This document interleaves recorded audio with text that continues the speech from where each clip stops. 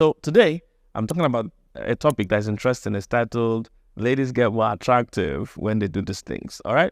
Ladies get more attractive or attractive when they do these things. And today, I'm going to just focus on one mainly. It is that when you do something for yourself, you are very attractive as a woman. When you are doing a job or earning an income for yourself. I know a lot of ladies, not most, but a lot of ladies would like the baby girl life, the soft life, where somebody takes care of you, pays all your bills. And all of us, even men, we fantasize about that too, where we don't have to work as hard as we are working, where somebody takes care of us. But I know more ladies than guys want that. Every woman wants to be taken care of. Even when she has a job or whatever, she still likes somebody that can take care of. And that's a good thing. And if you live in a place where cultural marriages are prevalent, most ladies even think they are entitled to a guy taking care of them. You know, they say his money is our money, my money is my money.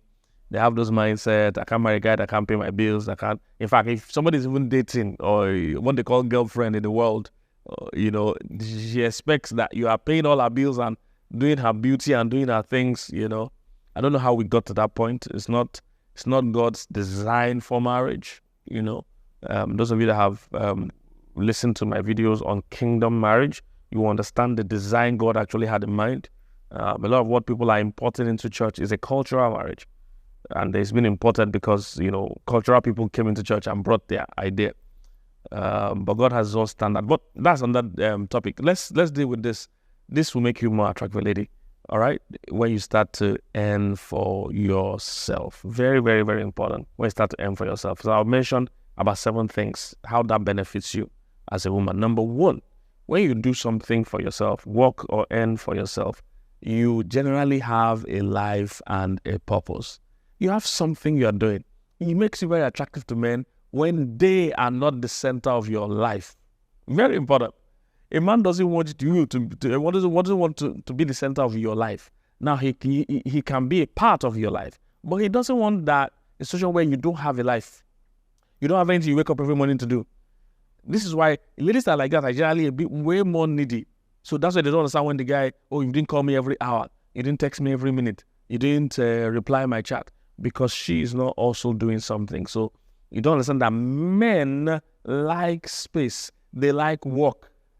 So when you don't have a job, you don't have something you're doing with your life, you are kind of dependent on that relationship for your esteem, for companionship, for importance, and for everything in your life. So you begin to become needy and you draw too much from that relationship.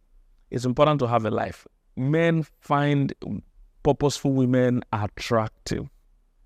A woman that wakes up and has something she's doing, she has somewhere she's going, she has something she's pursuing. It generally makes the relationship more interesting. By the time you come back or you guys meet up later, there's so much going on in each other's life that you guys have a lot to talk about.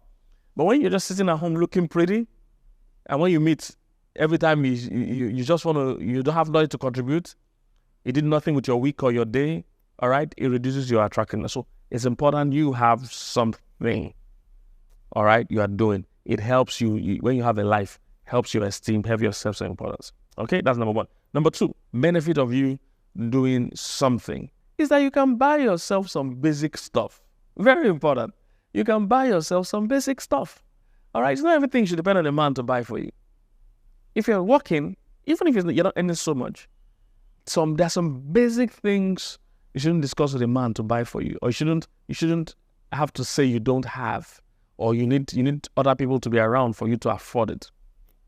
The basics, the basic toiletries, basic clothing, basic stuff. All right? It just gives you that liberty. Nobody wants to be in bondage of another person. You can't buy some things until that person is happy or until that person is back. Men like it when there are some basic things you also can handle, either in your home or in the marriage as a whole, whatever. It helps when you earn like that and you're doing something you can afford, the basics. Okay, that's point number 2.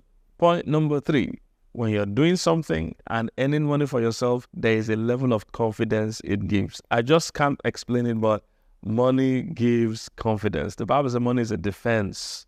All right? When you are a lady and you are out on a date and you know that if something goes wrong, you can pay.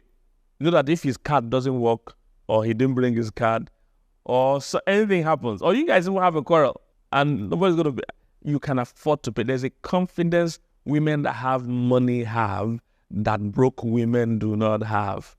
You know, my country is funny. When you watch podcasts, I've told them to ban podcasts in my country though. You know, there's some women that come and say, oh, if you invite me for a date, you have to pay for my hair, for me to go and make my hair. You have to pay for me to make my clothes. You have to pay for me to the transport that will bring me there. When you talk like that, you have you heard a rich person's daughter talk like that? Have you heard somebody that is a high flyer in her career ever talk like that? You'll notice it's broke people that like those kind of things. There's a confidence you have when you earn your own money. Not that money they give you. There's a confidence that you exhibit when you know you earn your own money. I've seen it in some women. Some things just don't threaten you. You don't shake. Some women, if you buy them just shawarma, they will just shake it because it's something they can never dream of buying for themselves. When a woman earns money, even if you buy her a gift, she's grateful, but she's not seeing it like, she owes you to sleep with you because you bought her something. All right? Very, very important. There's a confidence earning gives you, and that confidence is attractive. All right? Point number 4, you can contribute.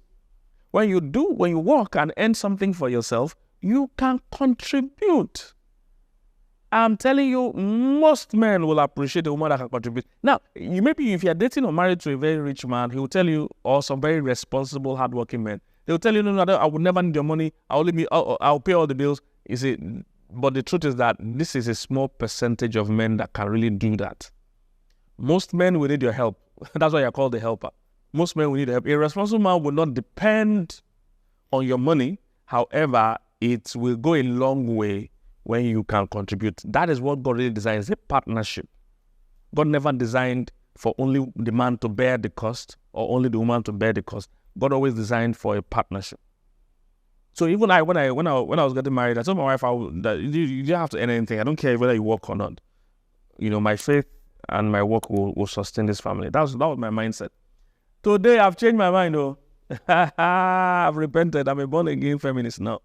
I've repented because my wife is so gifted, and when she contributes now, I feel it. Not that I couldn't have done the things, but when a woman brings $10,000 in any country, it will help her, because she's so blessed, she's so gifted, she does a lot of things now that also earns money. So we are better off. That's what I'm trying to say. The Bible is clear, 2 are better than 1. It's the Bible that said it. It says no for man to be alone. 2 are better than 1. So they have a good reward for their labor. So we are better off now that she too contributes. So when we have goals and dreams financially, we want to raise $10K, want to raise $20K, want to raise $50K, and she can bring $15K, she can bring her $10K. It just makes the thing move smoother. And now she can buy me gifts too. That's a great. You can contribute. Just being a liability after a while. Any environment where you're a constant liability, after a while, disrespect will come in. Check it in any group. If there's someone that never contributes, and I've trained my people, I hope they get this. Even if you're in a family setting, all of you are siblings, and you are the, in quote, poorest, in quote now, you're not poor. But I'm saying, amongst everybody here, you're the one that earns the least. Let me use that as a better phrase. Earns the least. If they are contributing things to buy for your mother, for your father, for the family, don't say, oh, there's Uncle so-and-so that is very rich, let him pay. No. Even if he's paying the bulk of it, that's your small contribution. Put it there. Don't say, oh, Uncle so-and-so or brother so-and-so or sister so-and-so is so rich, they should pay for everything. No. If your elder brother buys the car, buy the fuel.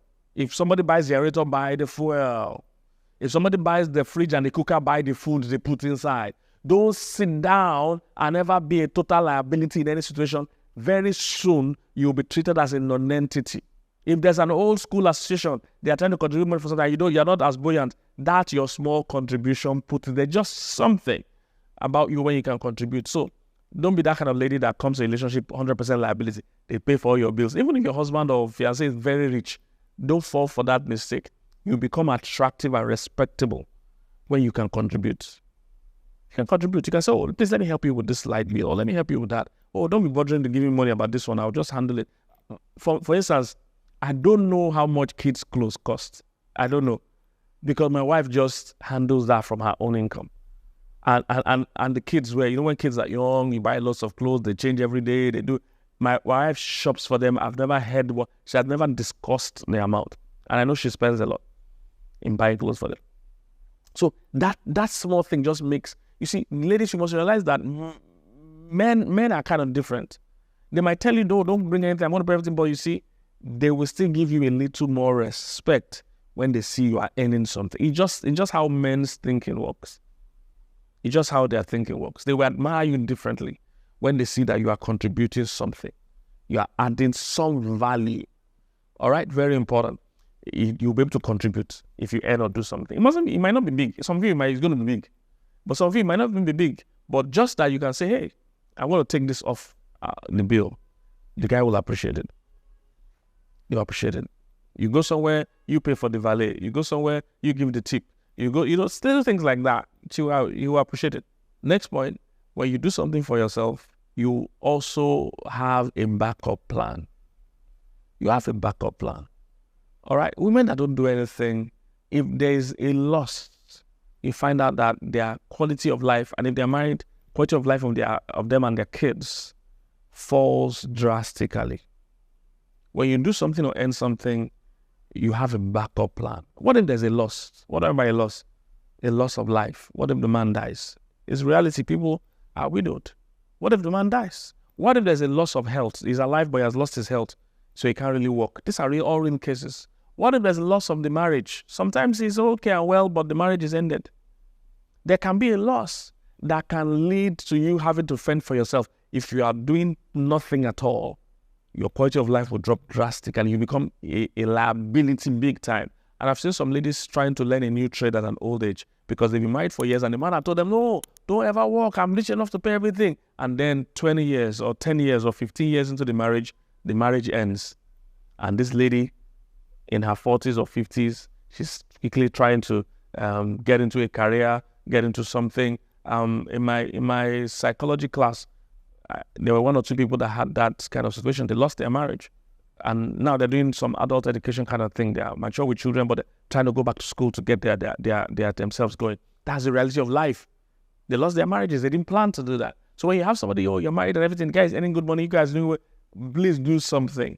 Even if you can't leave home, work from home. There are many things you can do on the basic level. It becomes a backup. If there's a loss, either loss of life, loss of health, loss of the marriage, you have a backup plan. You're not learning an old trade. You're not learning a new trade at old age. You can actually survive and sustain yourself as a backup. Very important because life happens.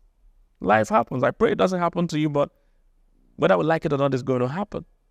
And next one, why it's important for you to be doing something is that you get to fulfill purpose. You get to fulfill purpose with your life. You fulfill purpose, you fulfill your potential. Every human being has a purpose. Every human being has potential of what they can be. But if you never put yourself to it, you just think, oh, all I'm here to do is just to depend on someone. Some of you watching me, you have gifts, you have abilities, you have businesses you can build. And sometimes I've seen people step out into a business, a passion, a hobby, and it eventually becomes what is sustaining the marriage. I've seen that happen many times. But if they never rose up to it, they couldn't have known how far that thing can go. I remember one of our people many years ago, she I don't know whether she baked a cake or something, and I'm my wife, Pastor Milda, tasted the cake, and we're like, what? We never tasted chocolate cake this good. And we said, why are you not doing this as a business? She said, no, she just bakes as a hobby. We pressured her, set up a business. My wife gave her the name of the business, everything. We set it up, registered, first started to do it. She began to bake for people. And before you know it, more and more people began to come. She opened a store, a shop, and then she began to employ staff. She began to run a training school to train people to bake. And she said at some point, her husband was doing well financially. So her husband said, oh, look, this is your baking. You know, how much is it even bringing? What's it going to do? You know, he was mocking her and playing with her. And this is not going anywhere. But when she began to get shop, she began to get contracts. The man began to say that, and there are sometimes the guy will need money and he doesn't have to lose money. And she will give him in hundreds of thousands. And the guy will be like, what? This is your baking. You know, he began to respect her in a new dimension and began to value her. And guess what? A few years down the line, their husband died. Her husband died. Imagine she never had anything. So that your hobby that interest. It might be something on social media you do. It might even be a skit. It might be book review. You'll be amazed that God can bless it. You will fulfill purpose and fulfill your potential when you do something. Trust me. And when you're a happier person, you see, there's a joy and a fulfillment that purpose and potential gives you that a marriage can give you or money can give. So when you are that excited and happy, you're fulfilling purpose, you generally become more attractive to your husband or wife, or to your husband or fiancé or whatever. Purposeful ladies are always pretty. Purposeful ladies are always pretty. You will hardly see a purposeful lady that is not attractive or pretty. There's an aura that purpose gives that nothing else can give. So, I don't know what, some of you are carrying gifts that can be big business tomorrow, that can be big industry tomorrow, but you have the mindset of, I'm dependent, a man must take care of me. I know it's something I wish Africa can change. It is so common that men think like that, women think like that. Men think like that, oh, I must take care of the woman, everything, she must not pay everything, it's my responsibility. The woman to say is my liability. They are both just, it's not a kingdom idea. Look at the Proverbs 31 woman. That woman was in about 6 or 7 businesses. She was in textile, she was in agriculture, she was in real estate, she was in many kind of businesses. I counted one time, I think about 5 or so businesses. Can't remember that she was in. How can that woman now be a liability? How can? See, ladies, there's nothing wrong in you paying for the vacation. Tell your husband, look, you've worked too hard. I'm flying you to Paris, business class, for 1 weekend or for 1 week. There's nothing wrong. Nothing wrong. He will respect if he's a good man, because someone will say, I bought my husband something, he still went to cheat. I'm not talking about that your wicked husband. I mean a good man, a good-natured man who will appreciate it if once in a while you spoil him. You buy his dream car. You see all those things. So you can make clothes. You'll be amazed if God blesses that your fashion business or your makeup business. You'll be amazed how far you can go. And you'll be so attractive to a man when you are like that. All right? And the last one, when you have something you're doing everything, it makes you more confident, more admirable, more excited about life, more joyful. You know, you're doing something you love. You know, that way your heart's full of love. You're not just depending on whether the man calls you or doesn't call you, whether he comes home or doesn't come home. You know, some women's life just revolves around the man and they're choking him. When you are happy, full of joy, sometimes when you're even tired from work, there's no time to go. One of my guys, he was saying it, that he came to shoot with me all day, most of the day. Then my wife too was somewhere shooting. He said, this kind of marriage, how can they quarrel? When both of you are working all day. When you get home, you don't have energy to quarrel. No energy to quarrel, but you're too tired. They say, well, you just hug yourself and sleep. But you see, when one person is jobless all day, she wants to talk to the guy that has worked all day. He too is too tired, he can't talk, and she's carrying her face that, oh, you're not talking to me, you came back from work, can't talk to me. It's joblessness. If you two were busy all day, the small talk he will talk with you will not for you, because you two need to rest. All right, so I hope this has blessed you. Though the world be nice, I'll keep holding on.